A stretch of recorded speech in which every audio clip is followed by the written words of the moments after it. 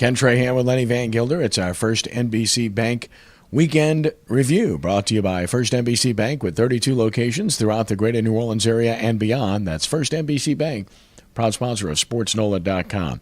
It was a very difficult loss for the New Orleans Saints to accept in the Georgia Dome on Sunday, and who knew that we would see the Saints circa 2012 to debut in 2014, but that's really what it was reminiscent of, as Matt Ryan put up career-high numbers for himself and, of course, the most passing yards against a New Orleans Saints team in the history of the franchise, and the second most yards ever against the Saints. Lenny, when you score 34 points in a game in the NFL, you've got to win the game.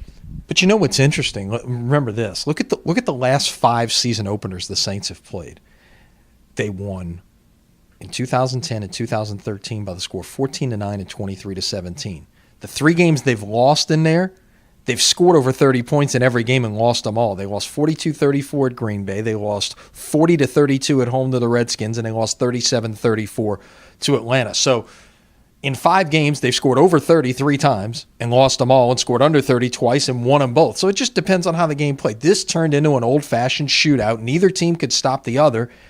And yet, what happened to Rob Ryan's defense, which only allowed 400 yards twice all of last year, one of which was really an anomaly against Chicago, who picked up a lot, like 200 yards in the fourth quarter. Really, the only other one was that Monday night debacle at Seattle.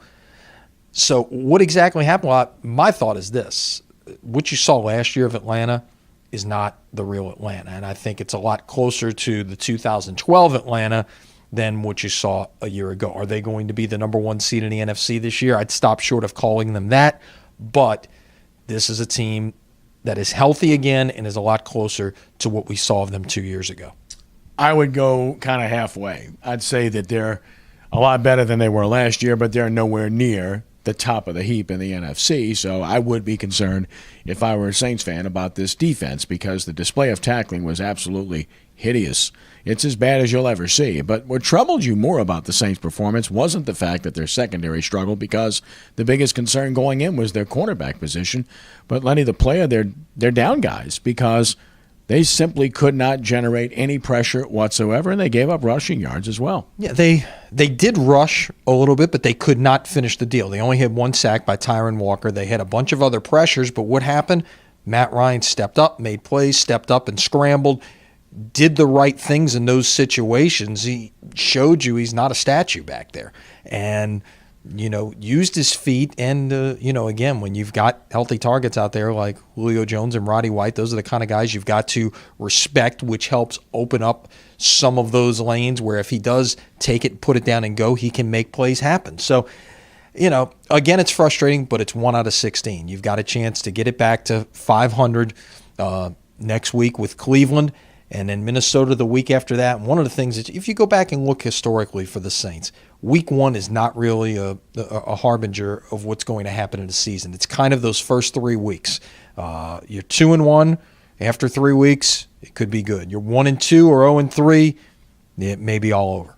Had to be encouraged by the way the Saints offense performed. That part was very good. And the kicking game, too. The coverage was good. The kickoffs were good. The punts, of course. And then, of course, Shane Graham delivering on what he's supposed to do and making field goals. So it's on to Cleveland to face a Browns team that rallied but lost at Pittsburgh. Saints will be favored again, and they've got to find a way to get this one.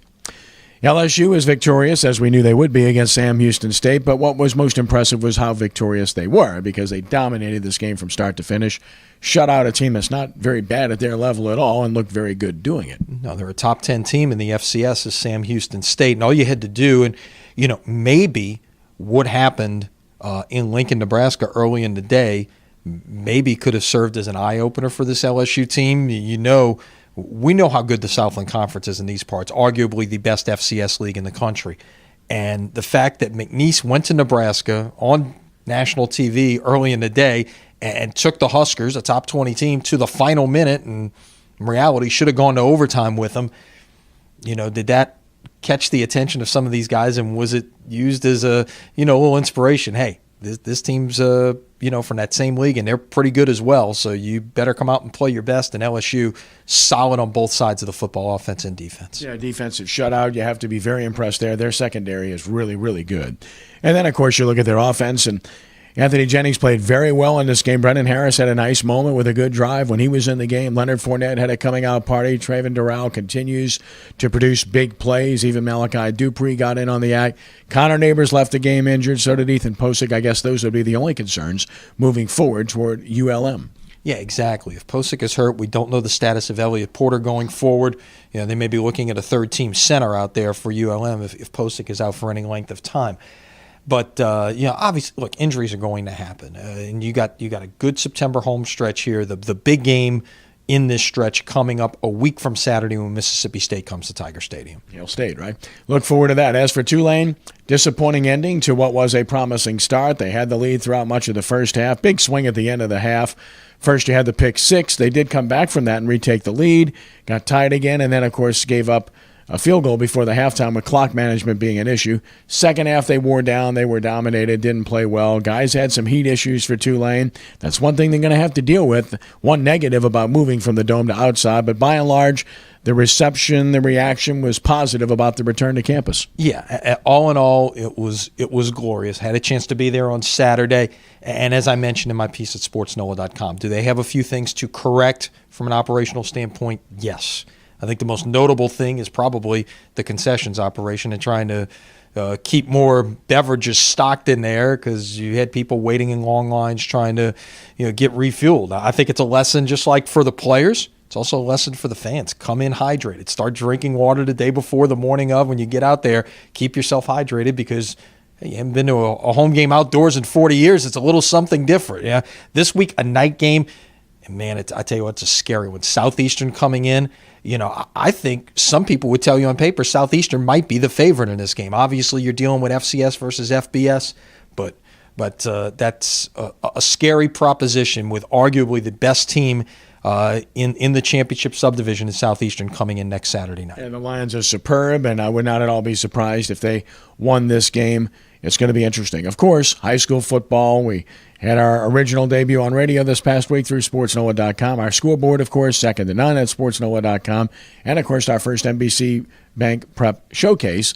Very dominating performance by Rummel against East St. John, and that will continue this weekend. Yeah, we're about 2 miles down the road from where we were this past Friday. Headed down to St. Charles Catholic to face a defending state champion in East Jefferson, which looks like a pretty compelling matchup. East Jeff making the trip from Metairie out to LaPlace to take on a pretty good St. Charles Catholic team. Both teams winning their openers, so a pair of 1-0 teams going head-to-head Friday night. And you'll see it live on sportsnola.com and as usual, noon Saturday, tape delay on WHNO. Yeah, tell your friends and get with it because you'll be in the mix and having fun watching some outstanding high school football as we do every week, and we're happy to bring it to you.